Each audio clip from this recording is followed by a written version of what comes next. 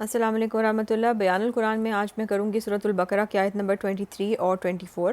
اعوذ باللہ من الشیطان الرجیم، بسم اللہ الرحمن الرحیم۔ آیت نمبر 23 ہے وَإِن كُنتُمْ فِي رَيْبٍ مِّمَّا نَزَّلْنَا عَلَىٰ عَبْدِنَا، اور اگر تم واقعتاً شک میں ہو اس کلام کے بارے میں، کس کے بارے میں؟ قرآن کے بارے میں، جو ہم نے اتارا ہے اپنے بندے پر، کہ یہ ہمارا نازل کردہ ہے کہ نہیں، تو پھر کیا ہو؟ فاتو بسورۃ من مثلہ، تو لے آؤ ایک صورت اس جیسی۔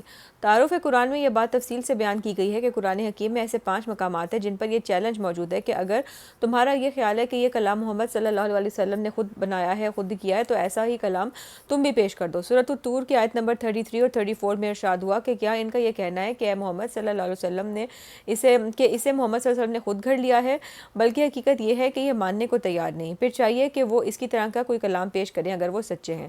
سورہ بنی اسرائیل کی آیت نمبر 88 میں فرمایا کہ اگر تمام جن و انس جمع ہو کر قرآن جیسی کوئی کتاب پیش کرنا چاہیں تو ہرگز نہیں کر سکیں گے، چاہے وہ سب کے سب ایک دوسرے کے مددگار ہی کیوں نہ ہوں۔ پھر سورہ ہود کی آیت نمبر 13 میں فرمایا اے نبی صلی اللہ علیہ وسلم، ان سے کہہ دیجئے کہ اگر پورے قرآن کی نظیر نہیں لا سکتے تو ایسی 10 صورتیں ہی گھڑ لاؤ۔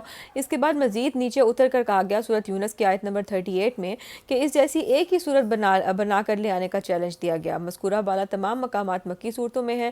پہلی مدنی سورۃ البقرہ کی آیت زیر مطالعہ جو ہم کر رہے ہیں، اس میں یہی بات بڑے اہتمام کے ساتھ فرمائی گئی ہے کہ اگر تم لوگوں کو اس کلام کے بارے میں کوئی شک ہے جو ہم نے اپنے بندے محمد صلی اللہ علیہ وسلم پر نازل کیا ہے، تو اس جیسی ایک صورت تم بھی موضوع کر کے لے آؤ، اور یہ سورۃ العصر کی جیسی بھی ہو سکتی ہے، سورۃ الکوثر کی جیسی بھی۔ وَدُعُوا شُهَدَاءَكُم مِّن دُونِ اللَّهِ إِن كُنتُمْ صَادِقِينَ، اور بلا لو اپنے سارے کے سارے مددگاروں کو اللہ کے سوا۔ تو قریش کا یہ خیال تھا کہ جو شعراء ہوتے ہیں ان کے پاس جن ہوتے ہیں جو انہیں شعر سکھاتے ہیں، ورنہ عام آدمی شعر نہیں کہہ سکتا۔ چنانچہ فرمایا کہ جو بھی تمہارے مددگار ہیں اس اللہ کو چھوڑ کر جس کی تم مدد حاصل کر سکتے ہو، جنات میں سے ہوں یا انسانوں میں سے، خطیب ہوں، شعراء ہوں، جو کوئی بھی ہوں، ان سب کو جمع کر لو اور قرآن جیسی ایک صورت بنا کر لاؤ اگر تم سچے ہو۔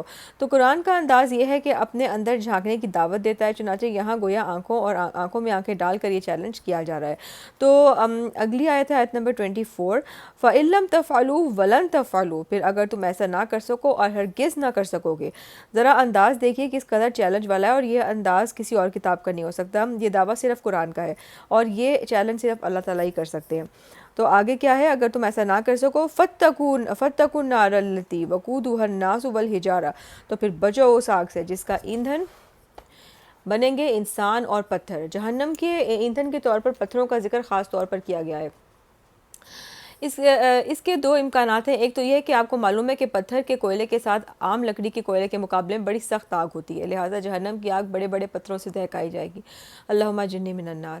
دوسرے یہ کہ مشرکین کے جو معبود تراشتے تھے وہ بھی پتھر سے بنتے تھے، تو مشرکین کو آگاہ کیا جا رہا ہے کہ تمہارے ساتھ تمہارے معبود بھی اس جہنم میں جھونکے جائیں گے، اور تمہاری حسرت میں مزید اضافہ ہو جائے گا کہ ان معبودان باطل سے ہم دعائیں مانگا کرتے تھے، ان کے آگے ماتھے ٹیکا کرتے تھے، اور یہ ہمارے کسی کام نہ آئے۔ اعدت للکافرین، تیار کی گئی ہے کافروں کے لیے۔ یہ جہنم منکرین حق کے لیے تیار کی گئی ہے۔ اب یہاں گویا ایمان باللہ اور ایمان بالرسالت کے بعد ایمان بالآخرہ کا ذکر آ گیا۔ تو یہ تھی آج کی آیتیں، انشاءاللہ منڈے کو آگے کنٹینیو کریں گے۔ فی امان اللہ۔